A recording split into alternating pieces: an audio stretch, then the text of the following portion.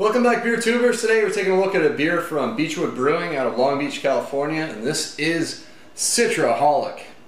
This is one of their many IPAs they brew at Beachwood Brewing. Beachwood originally started as a barbecue joint, and then they had a second location which, along with the brewing system, to make it a brew pub. And I believe it's like a 10-barrel system. This is 7.1% ABV, American style IPA. Although it's called Citraholic, it's not just a single hop Citra beer. They also blend in Warrior, Columbus, and Simcoe, but mostly Citra. So big thanks to Ronnie for sending me this beer. Beachwood does get some distribution down in Southern California, but it's only to the better shops, and usually it sells out by the time I get to it. But very small operation, and they produce some world-class beers at Beachwood. I've been lucky enough to try quite a few that occasionally make their way down this way. And I went up to the Seal Beach location one time.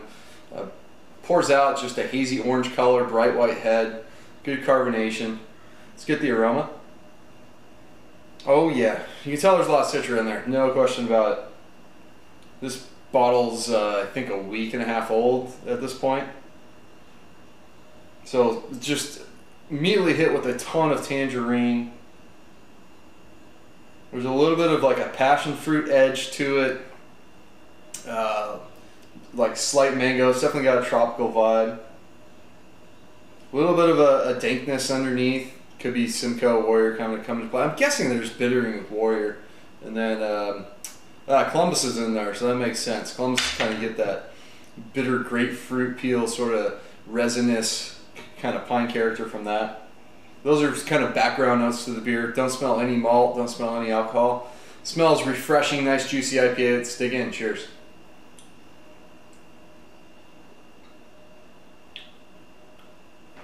Yeah, and it delivers on the flavor. Maybe a touch more bready than the aroma, but up front, big juicy beer.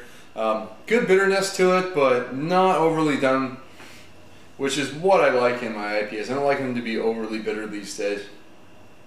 You get that sort of really just kind of bitter grapefruit peel character mixed with a slight bit of a resinous characteristic.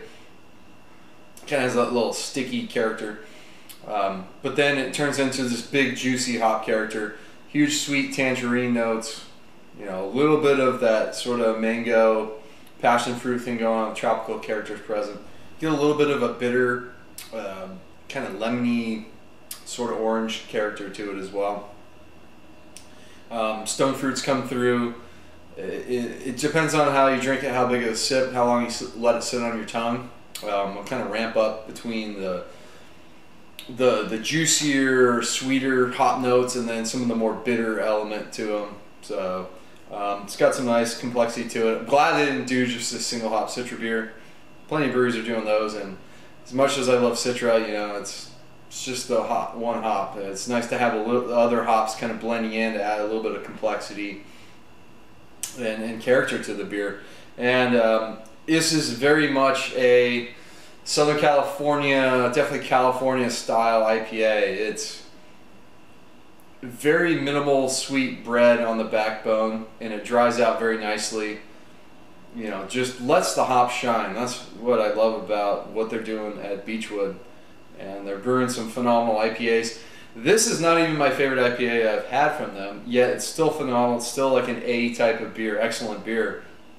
But it's not even the best they do, which is the scary thing. That's how good Julian, the brewmaster, is up there, and he's just been killing it. And if you pay attention to the GABF awards, they, I think, took home either Small or Mid-Sized Brew Pub of the Year award, and he won a bunch of medals. And yeah, they're killing it up there. If you can get their barrel-aged beers, those have been great. Tavares and System of a Stout, some coffee beers, those are phenomenal beers. So highly recommend Beachwood Brewing, especially if you're up in the LA, Long Beach area, to check them out.